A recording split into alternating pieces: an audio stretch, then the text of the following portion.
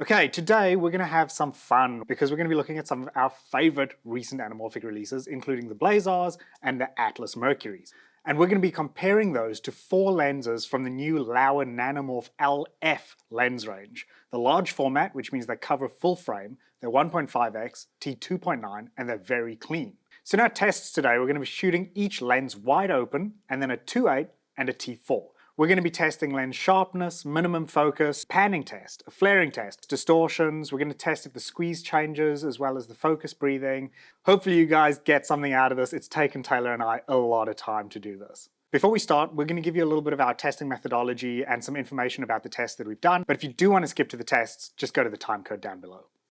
The tests have been shot on the Canon C400 and Panasonic BS1H. C400 we've shot full frame 4K, and on the BS1H we shot open gate, and we've tried to adjust the base ISOs and shutter speed to compensate for the different apertures instead of adding things like filtration in front of the lenses. So before we start, we'd like to thank quite a few people. First up, Cinemachine, Limitless Studios, and Enclave for letting us use their spaces, and especially Cinemachine for helping us shim the lenses and cameras. And we'd also like to thank Laowa for providing us with the nanomorphs to test in this video.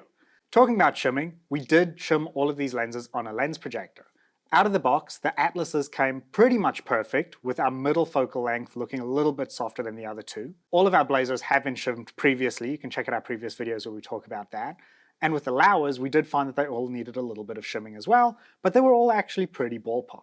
So Taylor and I have said this before, but we really do recommend that if you're buying anamorphic lenses, you take them to a lens projector from a rental house or anywhere you can get access and shim them yourself. The reason is because anamorphic lenses are incredibly impacted by shimming when it comes to sharpness. And I do want to point out, it's not necessarily about the cost of the lenses. Even the Atlases were out a little bit. So please, if you can, take your lenses to get shimmed.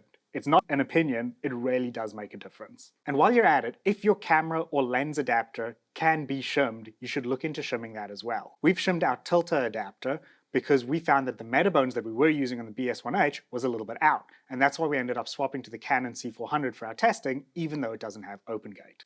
Although not having open gate isn't that big a deal here, because with a 1.5x squeeze, you crop just about the same. The difference is just with an open gate image, you'll crop a tiny bit off the top and bottom, whereas with a full frame 16:9 image, you're going to crop a little bit off the sides. They're very comparable in terms of your final field of view when you're delivering for scope. So in terms of lens focal lengths, what we've done is we've got 4 of the nanomorphs, and we've tried to match them as best we can with the lenses that we have access to from Blazar and Atlas. So with the Atlas, we've got the 3 lens set, and from Blazar, unfortunately the 33mm hasn't arrived in time, and the 35mm that we do have doesn't cover full frame, so we didn't think it was really a fair test. So in this video, we're not really looking to give you our opinions on these lenses, we're really looking to provide you with an image so you can come to your own conclusions. With all of that said, let's get started.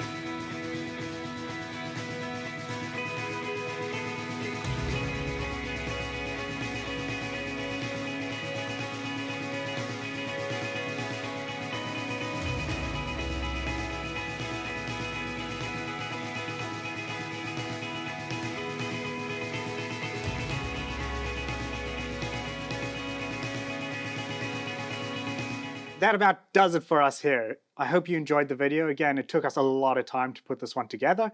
If you liked what you saw, please give us a like and subscribe, and we'll leave a link down below where you can find these lenses if you did want to pick any up yourselves. Until next time, goodbye.